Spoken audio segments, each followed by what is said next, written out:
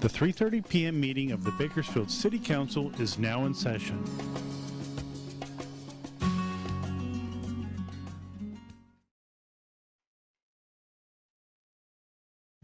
Good afternoon. It's my pleasure to call to order the 3:30 regular City Council meeting of August 27th, 2025.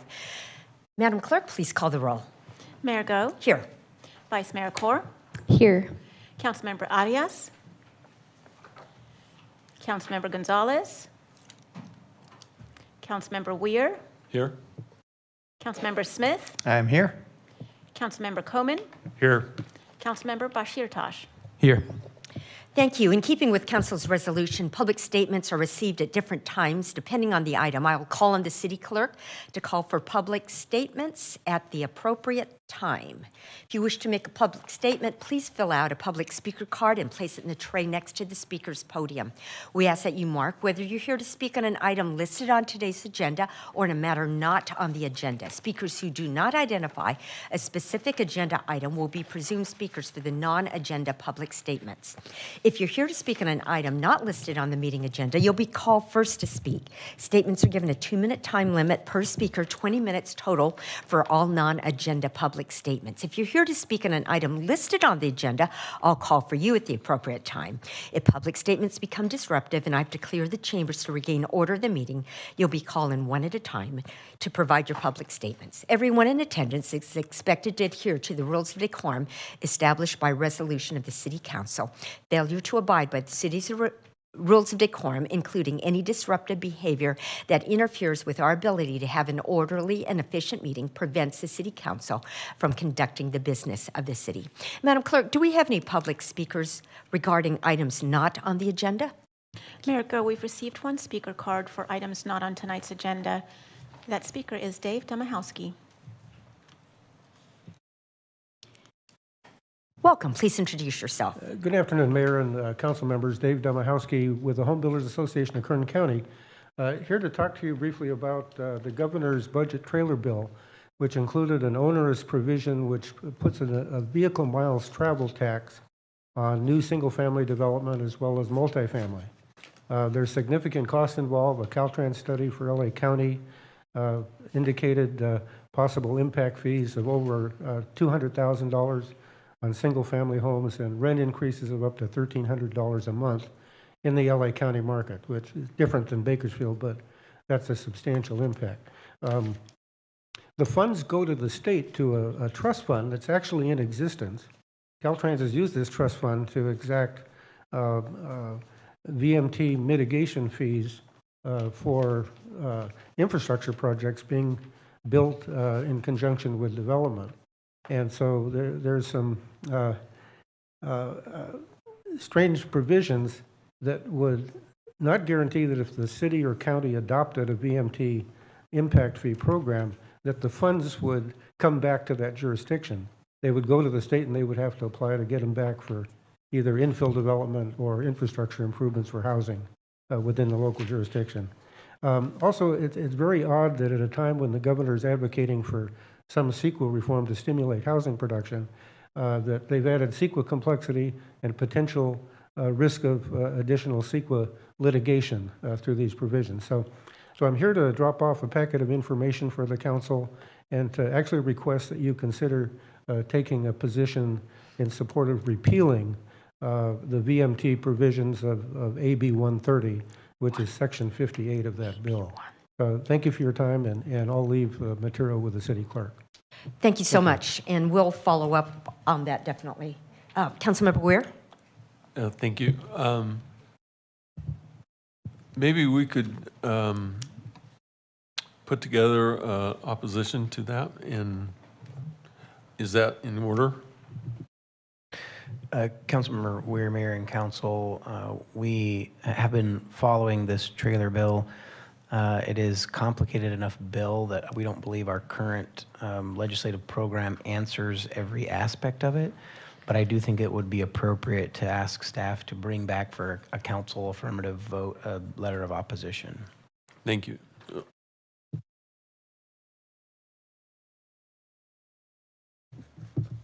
Councilmember Coman.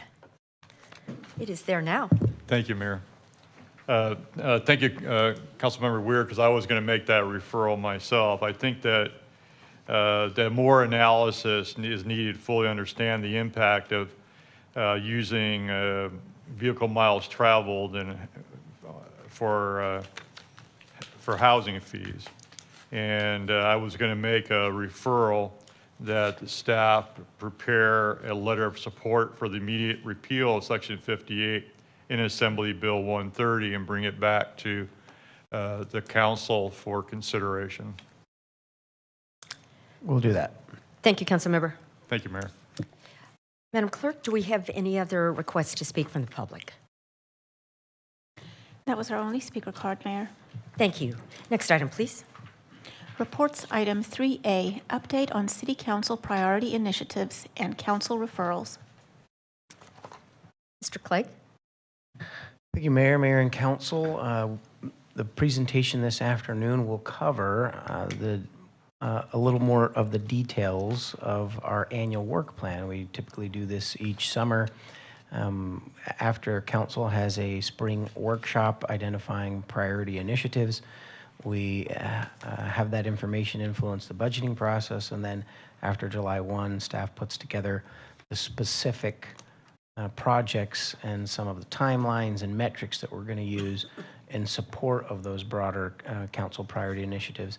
What each council member has in front of you in a hard copy, and we try to make them a little bit bigger this time. We hope that it's a little more legible than the last time. But you have two different documents. One is a list of referral items, and another is the actual annual work plan. You'll note that we distinguish in the work plan between the fiscal year 25-26 work plan, but then also behind those, the first 2 pages are this year's annual work plan. The next 3 pages happen to be items that we're continuing to close out or finish from the last work plan cycle. And I'll cover some more of that information in a moment, but just wanted to orient you to those 2 documents. What you don't see is there's many other referrals actually that we have logged and tracked, but you have in print in front of you are just those referrals that are going to be worked on in the next 4 to 6 months. Of course, any work plan is going to be connected to your city council goals. We continue to have those 5 overarching goals. We actually made one revision to that at your last workshop about being innovative, efficient, and effective city government, not just innovative and effective city government. Related to the strategic plan overall, again, there's those 5 council goals. We have 26 different objectives that are more of a 5-year look at big picture topics. And those are items that you'll see in the far left-hand column of your printout that we try to tie each one of our priority initiatives to one of those overarching objectives. I'll note that we had a very aggressive work plan in fiscal years 23, 24, and 24, 25. We had a lot of catch-up work to do. We had 88 different initiatives identified by council. 10 of those were identified as higher priority, as I asked council to focus in to prioritize our efforts on those things of highest impact. And I'm happy to report that 57 of those 88 are completed, 100%. And going forward, though, we have 31 of those initiatives that, they're all underway. Many are close to completion, but some have a multi-year nature or still have some pieces that we need to continue to finish there. But your council identified 6 priorities in the workshop earlier this spring, and I applaud council for having focus and identifying a smaller set of initiatives that allow us as staff to also remain focused and get to work on those topics. So what were those 6? The first was to enhance accountability in our criminal justice system. There's more than one component to that, which we'll see in a moment. To revitalize our urban core, finish undeveloped parks, enhance our performance management systems, and that's really about internal efficiencies and effectiveness, our habitat conservation plan, and then working towards smart growth and more master planning of our communities. So I'm going to walk through each of these 6, and again, you have more details in front of you. And even what you have in front of you doesn't have every detail to it, but it gives you a very good sense of the pieces that we're going to pursue in support of these overarching um, initiatives. But I'll walk through the main components of each one now. So for enhancing criminal justice, it's really about jail bed capacity as our highest priority there. Also developing a regional diversion program that helps free up jail bed capacity and get people into treatment for mental health or substance use needs. There was a component the council asked about in enhancing code enforcement capacity. I would say around code enforcement capacity, given some of our fiscal conditions, we're not anticipating, adding staff there, but we're looking for tools or efficiencies that help us to just gain capacity by working smarter. And one of the first of those is an administrative citation process. And that's been to committee, and we'll come back on some aspect, and it's actually been to the full council. And we're working towards having a more streamlined process for our administrative citations and citations in general that frees up staff time to move more expeditiously on code enforcement. And then as we counseled together as staff, what are the ways that we could support this overarching initiative? The fire department acknowledged that we continue to struggle with some of these repeat structure fires and arsons, and we've got some plans in place to help us get at some of those repeat locations, as well as what we believe sometimes to be repeat arsons, and tighten up on that process as well. As it relates to the urban core, we have actually two different components. We have the downtown core, and we have what we're calling urban historic neighborhoods. And we had, if you'll recall, we had some of those conversations in our workshop. So for the downtown core, we do have a downtown vision plan that's going to be taking place in the next year. We're going to have a specific redevelopment plan that's for Chester Avenue. That's a component of that downtown vision plan. We're going to move forward with our parking enterprise and a parking pilot. We actually have received a grant to help us pay for implementation of a new electronic parking monitoring system and payment system that allow our garage to be more efficient, and then start to consider, and this of course will be subject to some conversations with council, but we're also looking at what would the use of surface lots and on-street parking look like with this tool. But we're going to start with the garage and then look at expansion out from there. Also, the Mills Act we've been working on for a couple of years. It's a fairly extensive process to do studies and surveys. We've done those studies and surveys, and this will be in front of the City Council for consideration for the Mills Act, which is a historic preservation designation of those properties in the downtown area that would be eligible. Working towards the downtown element of the general plan, that will actually be in the second half of the year after we get through the overarching portions of the general plan update, but that is in queue. And then there will be several complete street projects for the downtown core as well. For the other historic urban neighborhoods, we've done the Old Town Kern visioning process, but we have some demonstration projects that are part of implementation of that we'll work towards. We also have a prosperity neighborhood initiative in that same neighborhood, which means we work with community partners, local businesses, schools, faith-based groups to improve that neighborhood. Also, we'll continue implementation of TCC throughout the MLK area. Continue to work towards phase 1 of the MLK Park with, we received that $11 million grant from the federal government to build the first half of the park. And we also have a planning process that will be complementary to the TCC process, visioning along the MLK Boulevard corridor. And then we've identified in our prior work plan, and we're going to continue to move that forward, to look for mixed-use projects we can do on MLK Boulevard. For our undeveloped parks, we're focusing first on 3 parks. Ward 7 has a neighborhood park that will have construction of phase 1. We will begin the design for Herschel Moore and for Alondra in the second half of the year, but also added that we're going to produce for council some funding alternatives and design alternatives for how do we get at those parks in ways that maybe are a little more creative and find ways to at least build out initial phases of those parks, and find ways to have maybe a reduced footprint or reduced amenities until more resources are available. The next segment is on our performance management. We're going to continue to work in the space of our key performance indicators.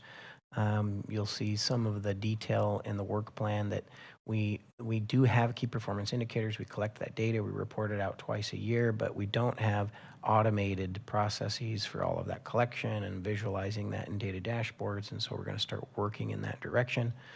We're going to continue our performance audit program. We have a staffing study, which is probably the biggest component of that, related also to our budget conversations, but we'll also be doing projects with our CIP, grants, and then we have follow-ups to a couple of other audits that have been done in recent years. Of note in particular is technology services. It's had 2 performance audits, and we're implementing the follow-ups to those recommendations and findings. An important piece of this, I would probably argue the most important piece for this next quarter, is our operational review of all departments. That's also connected to the referral from Councilmember Coman, and supported by council as we look at our budgets, taking a really deep look at our departments. We're going to look first at just budgets and expenditures, and then we're going to take a look at CIP projects that either have been on the books for a while or have been completed. And that'll probably be in this next couple of months. And then by Q2, we'll be looking at more efficiencies and some of the potential staffing adjustments going into the budget process after mid-year. And then lastly, there, as we've titled it Data Analytics and Work Efficiency Technology Solutions, that really means new technology that's in support of our departments being more efficient. We have the Real-Time Information Center for the police department that is going to be a considerable force multiplier and allow us to use a lot of good data and do it in a way that should reduce personnel hours. We also have a tool for the fire department that's going to help them be more efficient in their inspection world. And the financial forecasting tool has actually been built. We're going to do some refinements of that. And then we have some advancement in some of our employee performance management tools. We do have our annual performance evaluations of employees, but we're finding some tools that can help us automate that process and help us track some of the goals set by employees through technology that can help bring up reminders and sort of ping staff to be checking back against those action items. For the Habitat Conservation Plan, it's a little more focused because it's a very distinct, but those are the quick steps. Is we do have a new framework that we've identified that CDFW is supportive of, and we are supportive of, as well as staff, and so we're working to get a consultant contract in place to put that framework to the specific language and a specific plan. The challenge is that does need to have an EIR review, which is going to take some time, probably through the end of the fiscal year or perhaps even beyond. That's probably our big timing challenge, is the EIR on that one. But while in parallel, there's what's called an urban conservation easement that we're working on with CDFW that will be required as part of adoption, that we can have done in parallel with the EIR, and then complete our community and stakeholder engagement and get approval from both the state and from the city council. And then the last item is around smart growth and master plan communities.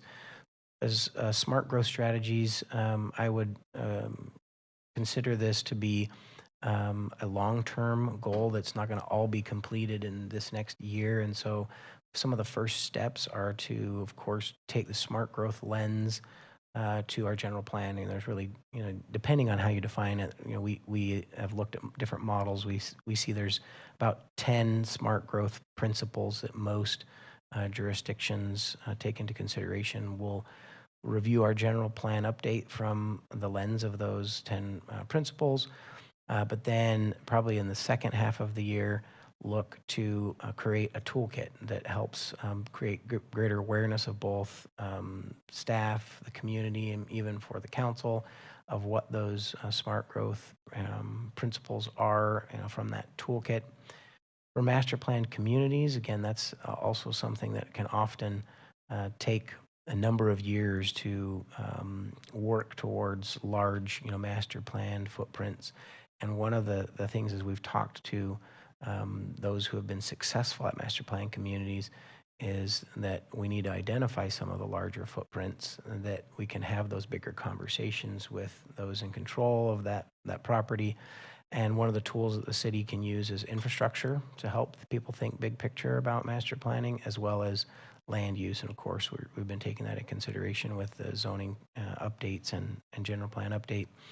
But then also we have several of these, sort of sub-regional or neighborhood studies, and there's opportunities to leverage those neighborhood studies to make sure that there's a consistent vision and plan. And even though property owners have their rights to pursue the projects that they think are best, we'll at least be able to have tools to encourage them and show them the vision for those neighborhood-based plan areas. Development standards, we're calling that out as a specific element of what we consider to be, smart growth. And so we're going to have updates to development standards. This is something that has been discussed for a couple of years now, and we're going to bring it to a head in this next 2 quarters. So that will be in the first half of this fiscal year to have an update of both our subdivision standards as well as some of our road standards in connection with the circulation element and general plan adoption, or I guess putting it forward to council. We won't be adopted with those by the end of the calendar year, but we'll have those back in front of council as we bring the general plan, update drafts to council. And then lastly, on the neighborhood business nodes, we are probably going to focus a little bit more on that in the second half of the fiscal year, because we want to put more emphasis on the first 3 in the first half of the year. But we will be identifying, even through the general plan, is going to be one of our recommendations, is that we identify specific neighborhood business districts that can be acknowledged in our plans that will help us give definition to those. And then the second piece would be to create a set of policies and programs that can help support local businesses in those areas. For example, like an EOA area would be one of the tools that would be available to a neighborhood business district, but there could be other supportive programs that the city can offer to our neighborhood business districts. So that is a high-level look. Again, you have more of the content in front of you on the paper at the components that we're going to pursue in support of the 6 priority initiatives of the council. I'm going to shift gears over to sort of referrals and some clarity about, I've spoken to some of it already of what's going to be in the first half of the year, second half of the year. I'll cover that in a little more detail, but I'm going to actually pause there, and if there are any questions from council about these components of the first of the 6 priority initiatives. Do we need to go to the public first, Madam City Attorney? Yes, we can. Okay. Madam City Clerk, is there anyone from the public who wishes to make comment on what's been covered thus far? Mayor Go, we have not received any speaker cards. Thank you. Okay, then council members and technology. I don't have my screen up the way it normally is. Councilmember Coleman. Thank you, Mayor.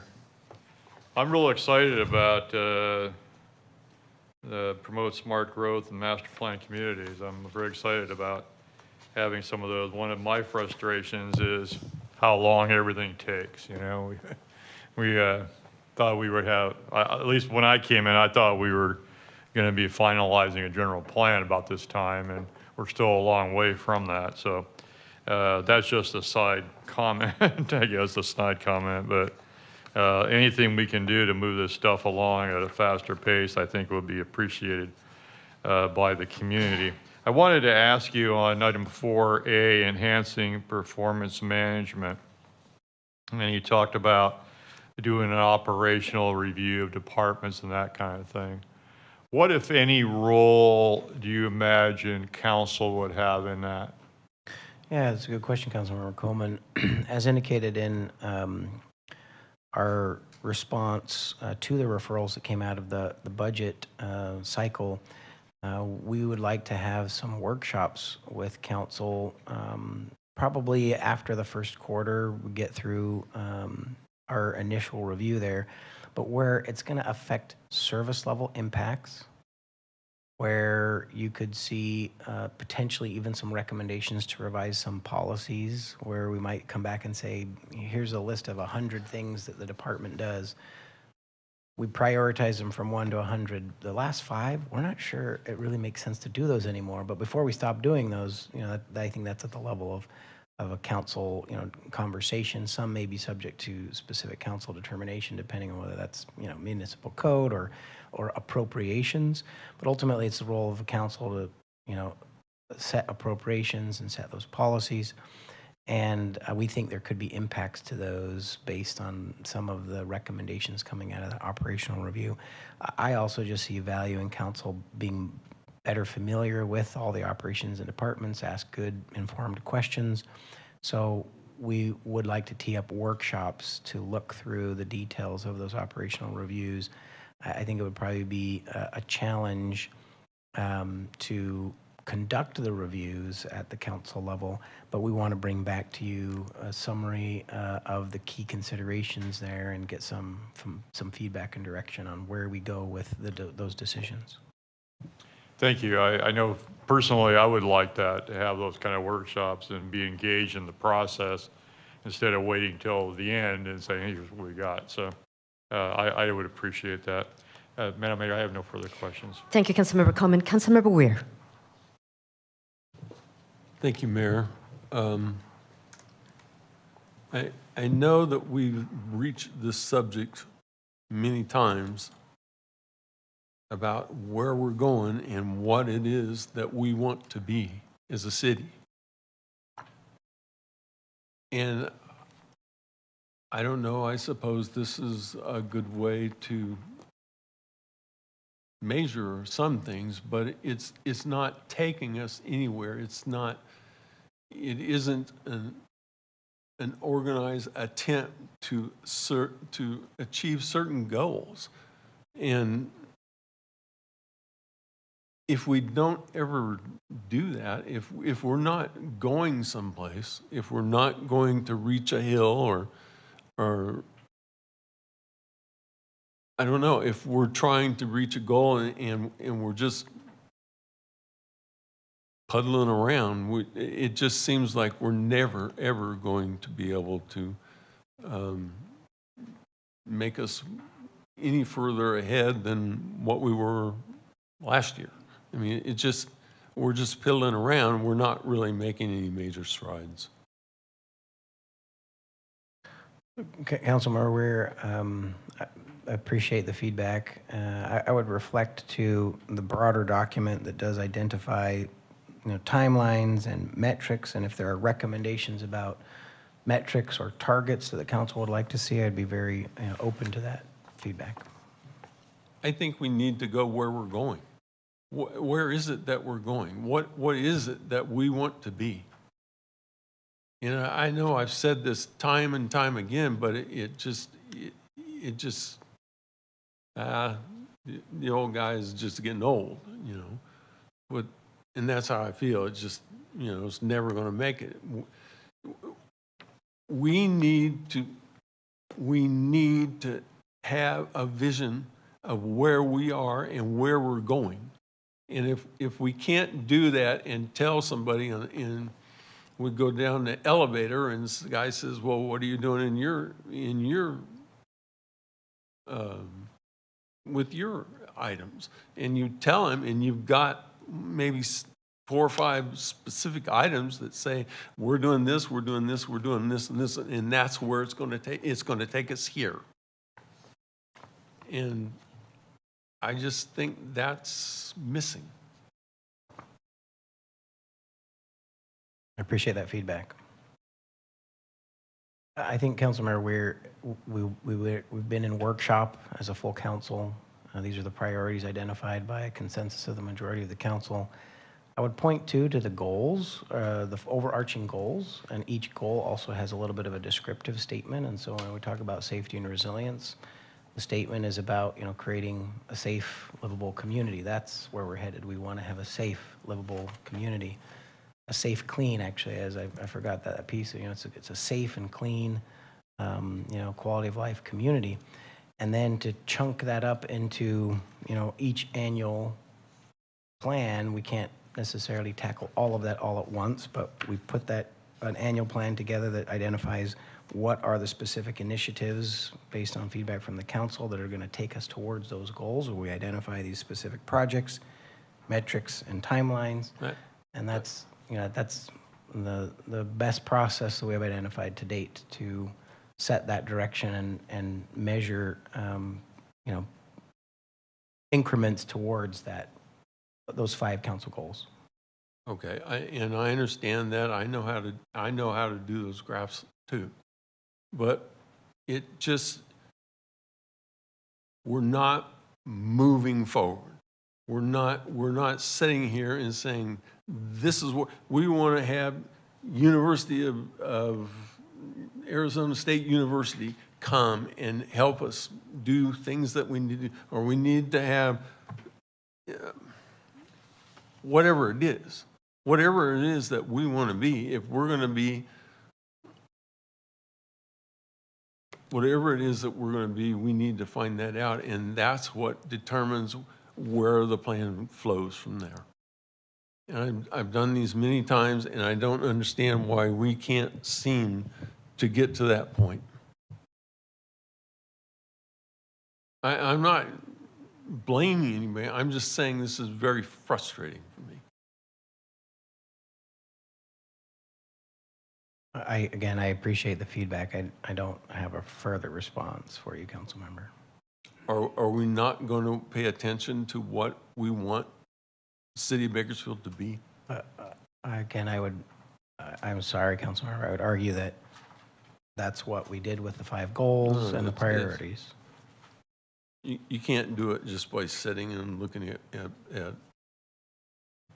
keys. That's not going to happen. Anyone else wish to comment at this time? City Manager, would you like to continue with your presentation? And there's opportunities to continue to ask questions at high level or detail as we continue to move forward with the presentation. So this is just a page again and by the way, the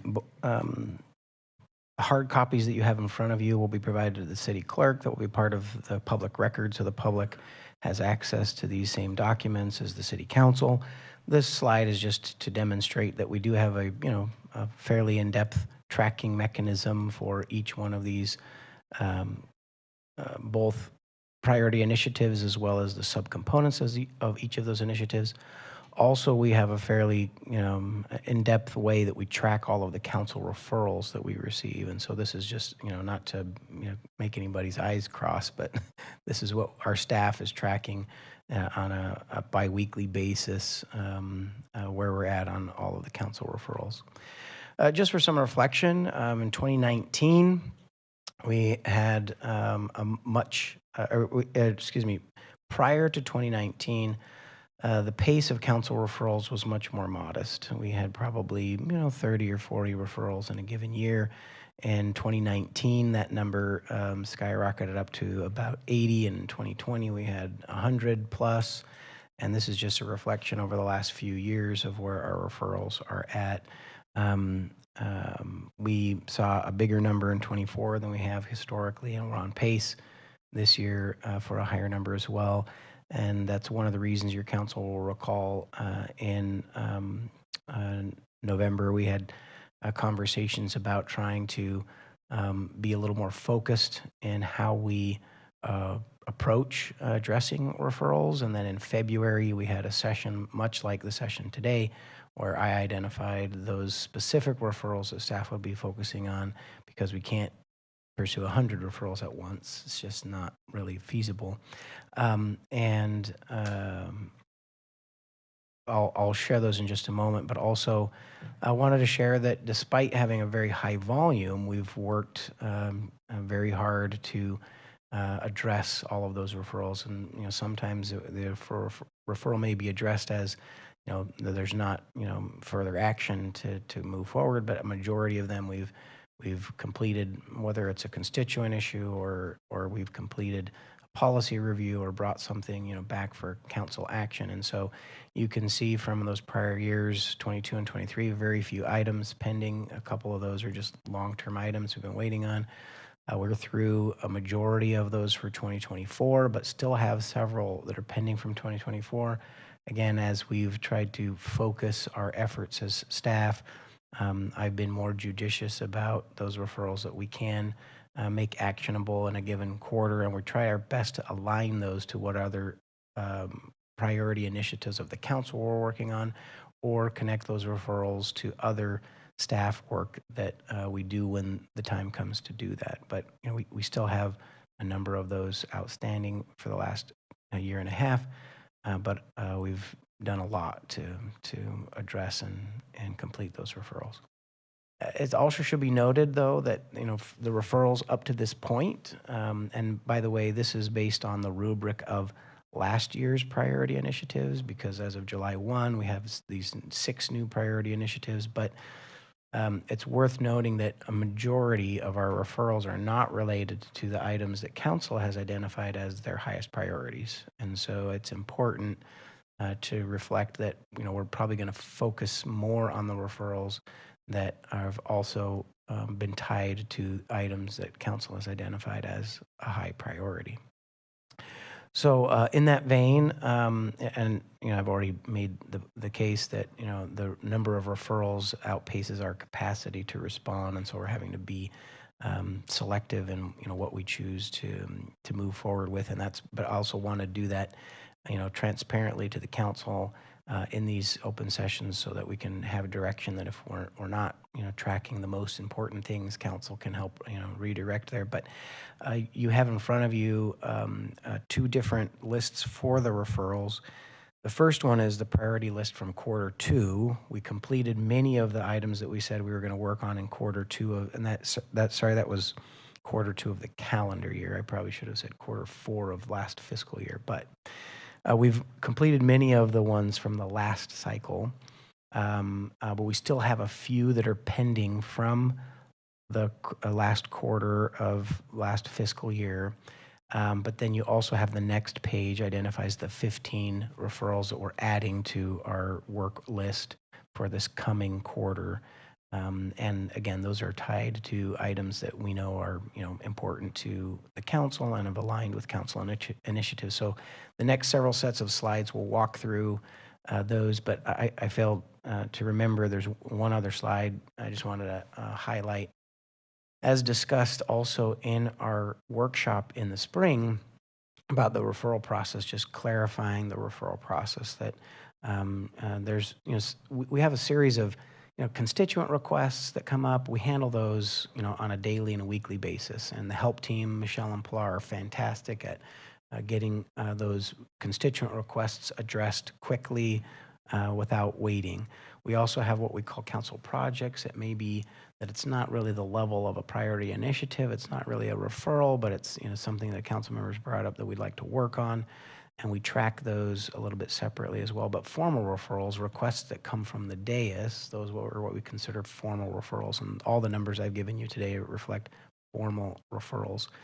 And there was clarification in our workshop that if a council member would like to raise a question about a referral that has been made, we anticipate that should be done at the time that the referral is made, so that if there's questions, we can bring it back as an agendized item that the council can then vote on.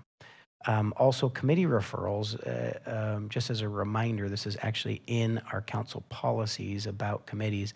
If referrals are made in committee, there's a request that the committee chair would come back at a city council meeting and just report out the requests that have been made at the committee level. And we've had times where we've been better at that and times where we've gotten a little lax about that reporting out function, but we still track them all and we're working on them all as staff. But it's a good practice for other council members to be aware of referrals coming out of committee. And I make a commitment that my staff that'll work with the chairs of each committee can help remind you when we have referrals to bring those up at upcoming council meetings.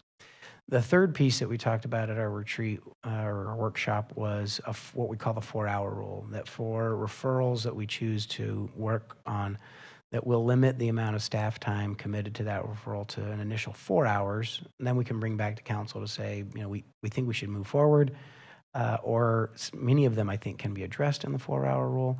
But if we have a referral that's going to take a significant amount of time, we'd come back to the council and say, do we really want to continue to move forward with this referral before we dedicate more staff time to it? And then just also as reminders, we're going to continue to do meetings just like this report today to go over what is the prioritization of those council referrals. And then a final reminder that you'll see the outcomes of referrals come to you in a variety of ways. Sometimes you'll see a referral follow-up come in my city manager reports that I send out every other week. Some will come as a formal memorandum. Some will be items that go to committees, and so it's on the committee agenda, and that's how that referral is addressed. And sometimes it will come forward as council action.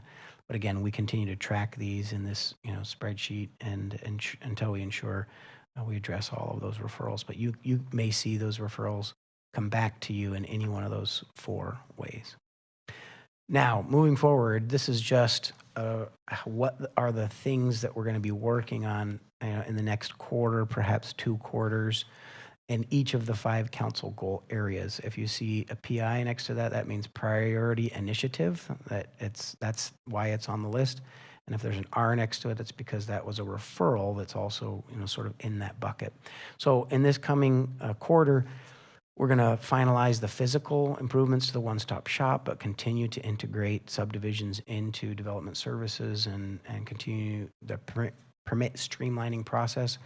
We're still working through a few tweaks on our second phase of the electronic permitting process, but we did go live with our high volume electronic permits. We're calling them instant permits. Now, instant doesn't mean 1 second, but instant does mean 10 or 15 minutes. And so there's a number of high volume permit types like a water heater, the basic things that we now have a tool that helps us get those approved in a matter of minutes and simplify the process for the public. But we have a lot more permit streamlining to do on the big ticket items, like how long does it take to finish a site plan review? How long does it take to get to certain inspection steps? And so we've made a commitment to get towards those guaranteed timelines, and we're going to be working on that through the fall. Also, we're right in the middle of the general plan update. We're going to be doing a lot of work on that in the next few months. The habitat conservation plan, as I already noted, we're going to work on the first steps of that in the next 2 quarters, but then the EIR will take a big chunk of time after that. We have an EOA program update that's responsive to a couple of different referrals that'll be coming back to committee in September and probably to the council the month after. I've already noted we're going to be launching our parking pilot. And then I've also noted the neighborhood planning processes. We've got a RFP out for the downtown planning process. We've already received responses back from an RFP for the MLK neighborhood planning process, and we're developing the RFP for the South Bakersfield planning process. So those are all going to be underway. And then the ADU incentive program's already been presented to committee. We're going to RFP that out, and we expect to have a contract back in front of council by this fall to have an administrator administer that program. And then from a couple of referral requests, we'll have an update on our economic development strategic plan that reflects also our economic incentives framework come back this fall. So those are all things we're going to focus on. The next slide, when you see pending, that really means that's the stuff we're not working on, just to be transparent. This is what we're not going to be trying to bring to back to council in the next couple of quarters. We have items from our work plan from the prior fiscal years that we still want to partner with CSUB and Bolthouse on the Energy Innovation Center and the Technology Park, but we don't see those having major work in the next couple of months. The Advanced Manufacturing Park in Southeast Bakersfield also still on our radar, but pending. The EIFD and Korea tools, we expect to do some legwork on those, but they won't be in front of council right away, probably in next year. The downtown element's going to follow some of the other general plan work, as is the economic development ordinance will be connected to that. And then some of those mixed use demonstration projects, they're a big lift, and we're going to get through some of these other items before we put a lot of staff time into those.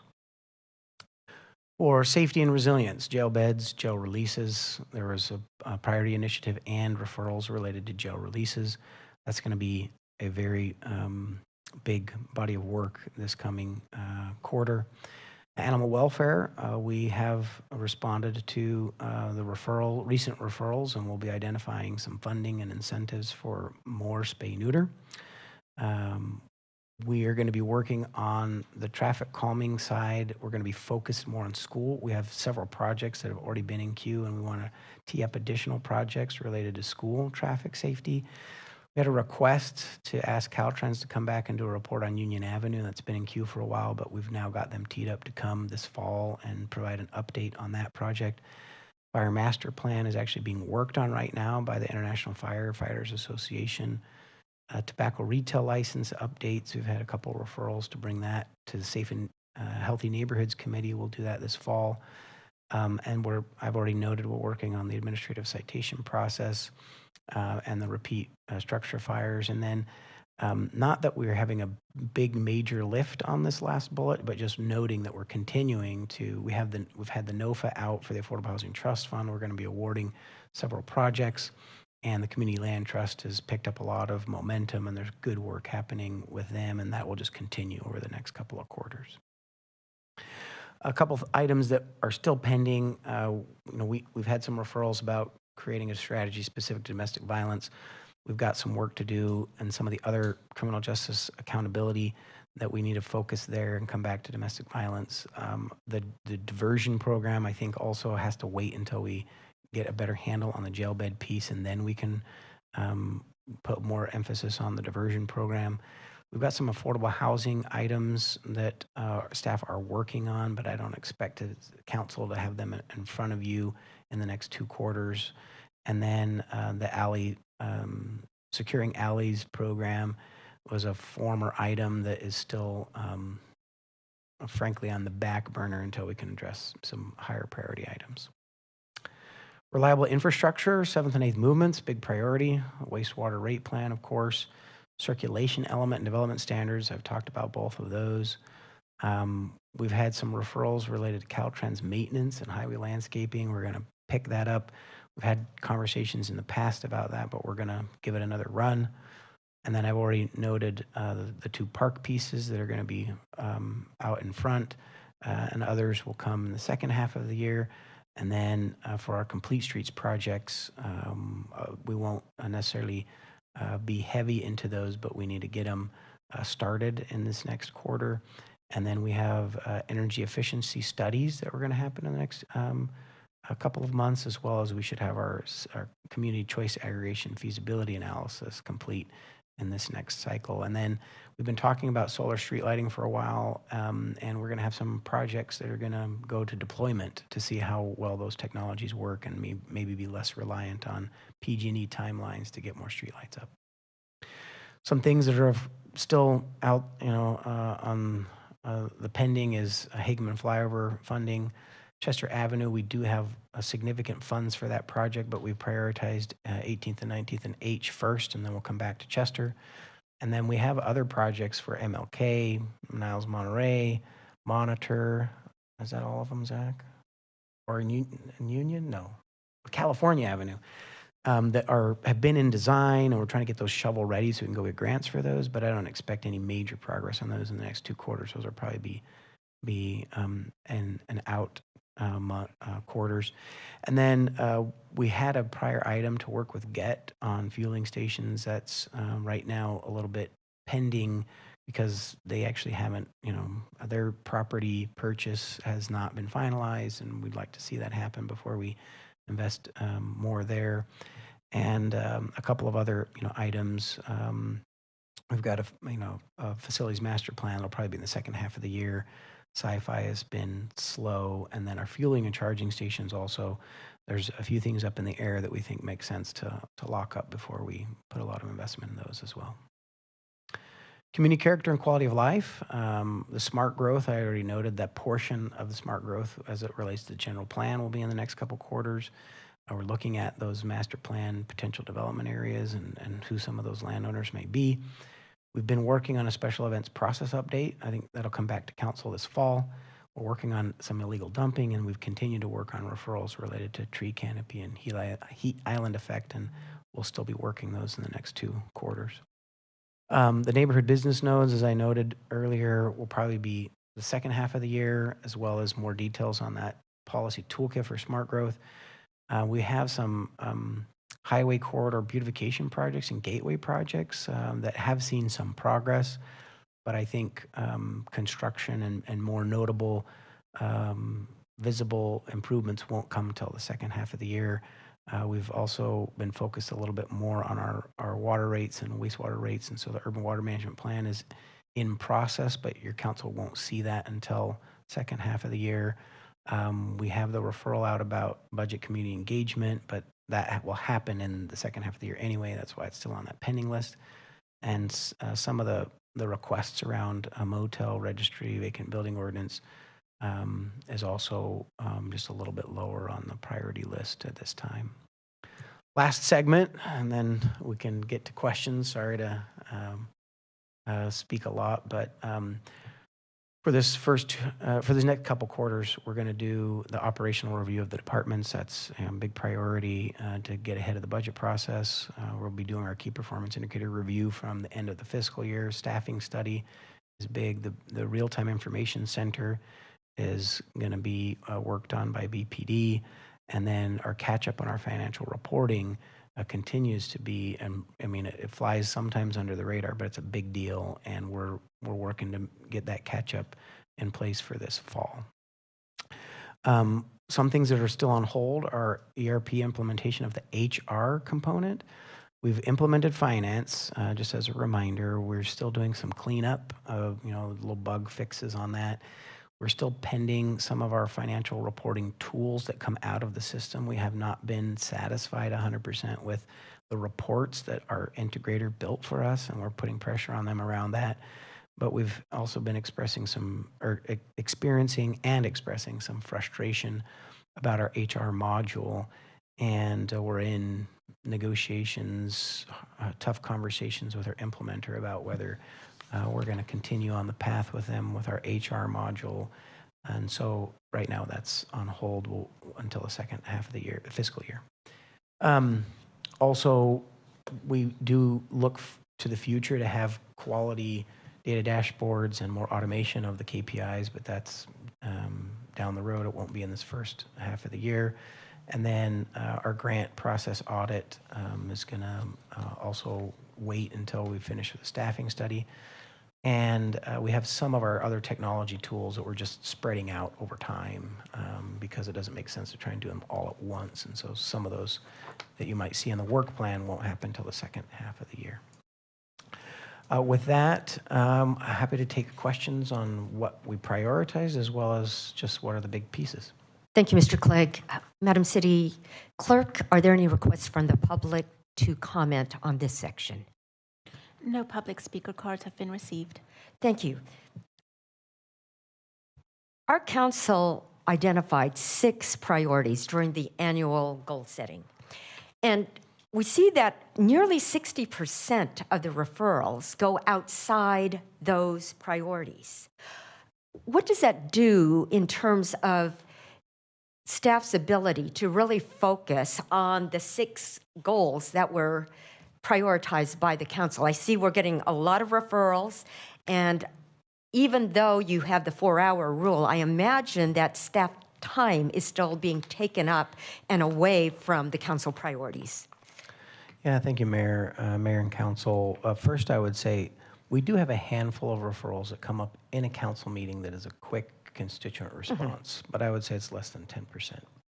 And we take care of those happily, quickly. The other referrals typically take a fair amount of time, and when we have referrals that may be, not connected to a prior priority or a current priority, it does take a fair amount of staff time, and it means we're just not making as much progress on the initiatives that council has identified as those that are most important.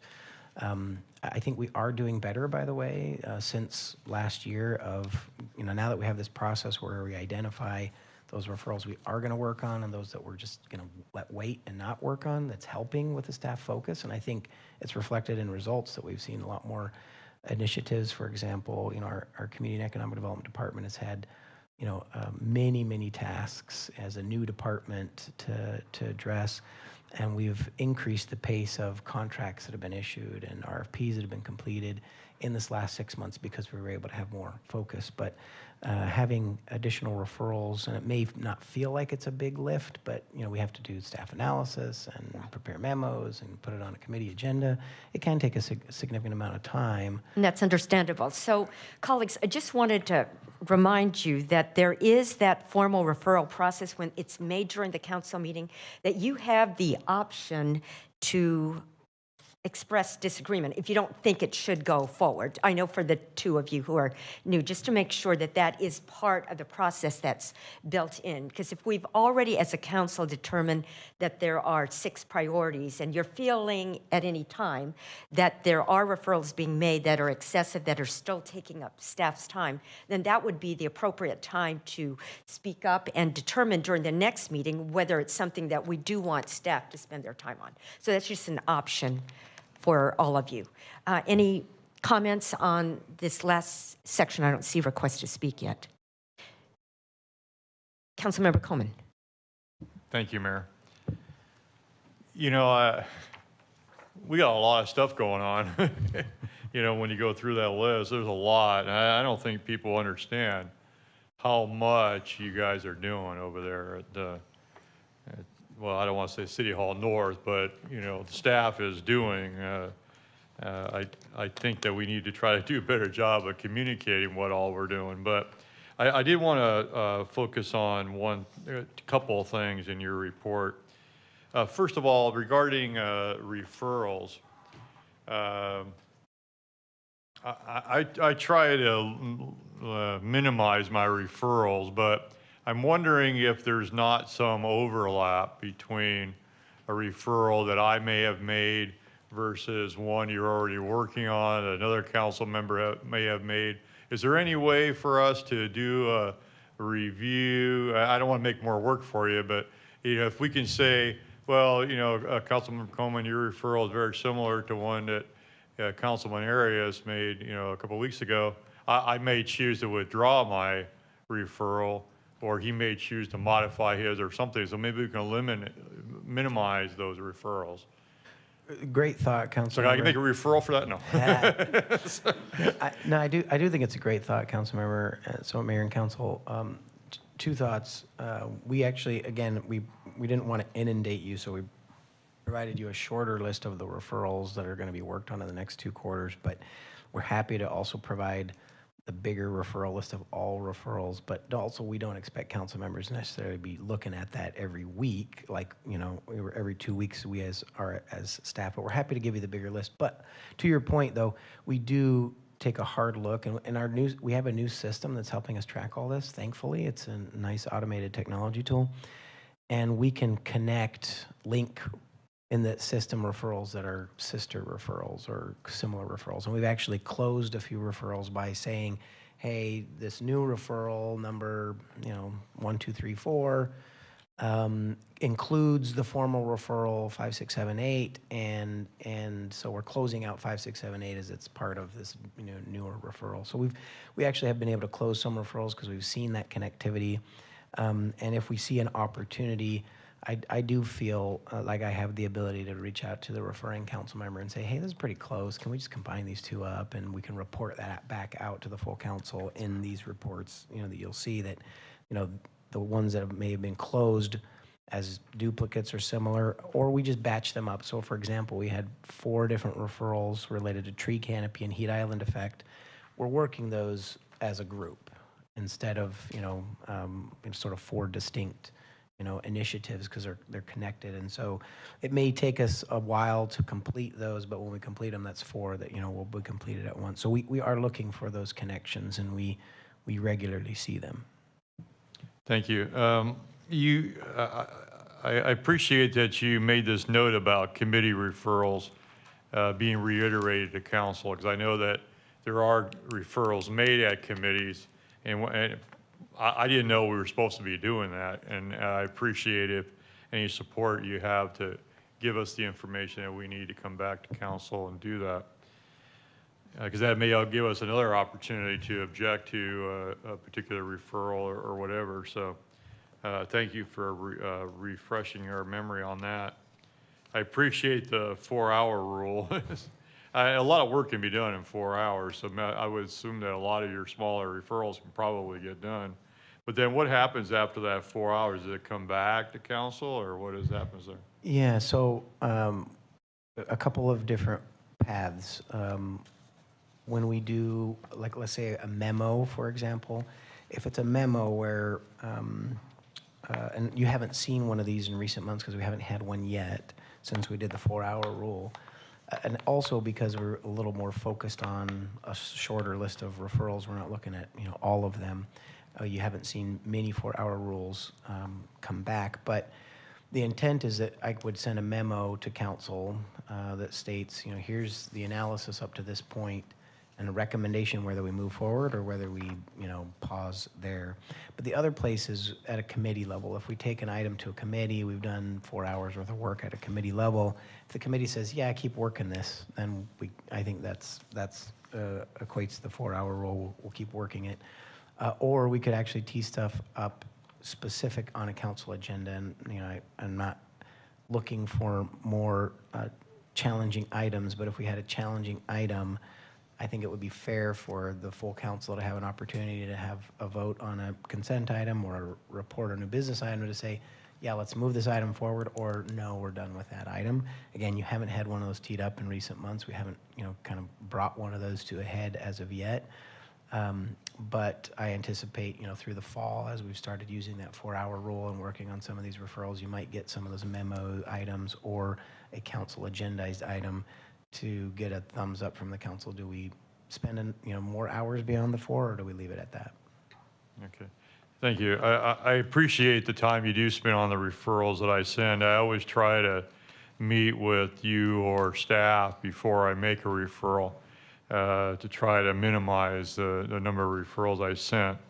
And I just wanted to touch on a couple of things that you talked about, the priority initiatives and referrals. This was on, I guess, page 20 of your presentation.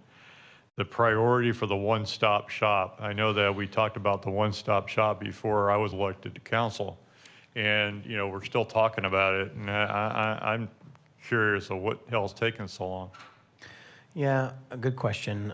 I think there's multiple components to it, but as far as the staff moving into the department is done, the physical space is underway. If you've been over to the permit center in the last week, it's kind of a mess right now, and so that'll be finished very soon. I think the one-stop shop really will be done in the matter of a couple of months. The permit streamlining, whether you consider that part of one-stop shop or distinct, permit streamlining is going to take a little bit longer, and I think even Phil and his team are a little frustrated at the length of time, but we've had some challenging delays with our electronic permitting implementation, and we wanted to make sure we get that in good order before we lock in some of the other process improvements and permit timeline guarantees. So I guess my 2 answers to sum it up is that it's been a big lift, and that's part of why it takes time. And the second is that our implementation of the new electronic permitting software has been challenging. But beyond that, the one-stop shop is very close to done. The permit streamlining is going to still probably go through most of this next fiscal year in phases of which permit timelines we So we're already receiving some of the benefits of the one-stop shop then, is what you're saying. Absolutely. No, yeah, absolutely. And actually, I would argue some of the benefits of the permit streamlining as well. We've done lots of process improvements, but we're yet to wrap up in a bow our permit,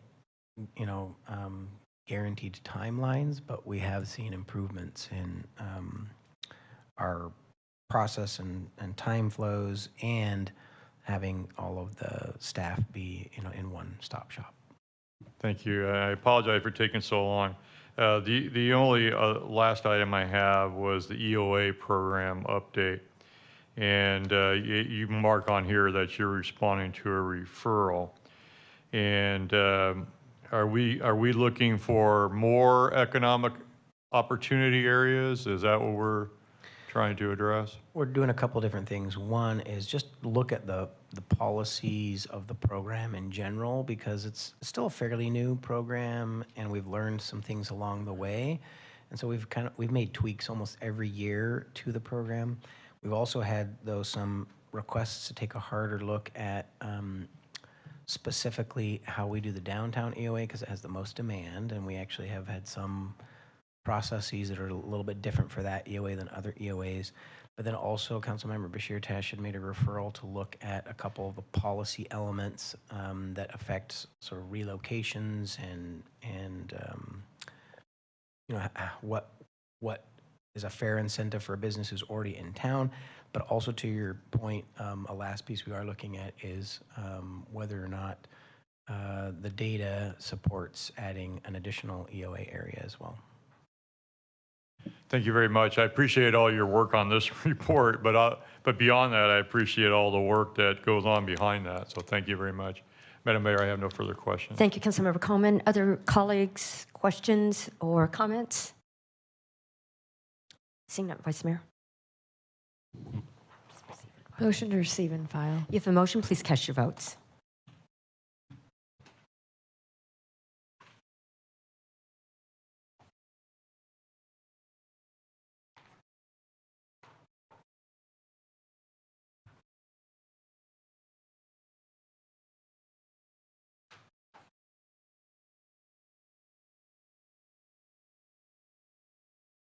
Motion is approved with Council Members Arias and Gonzalez absent and Councilmember Weir voting no.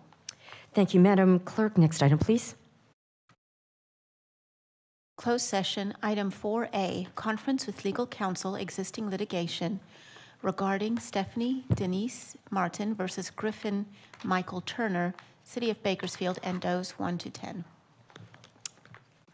Motion. Motion to adjourn to closed session. We're adjourned. 4:38. Reconvening open session at 4:53. Madam City Attorney.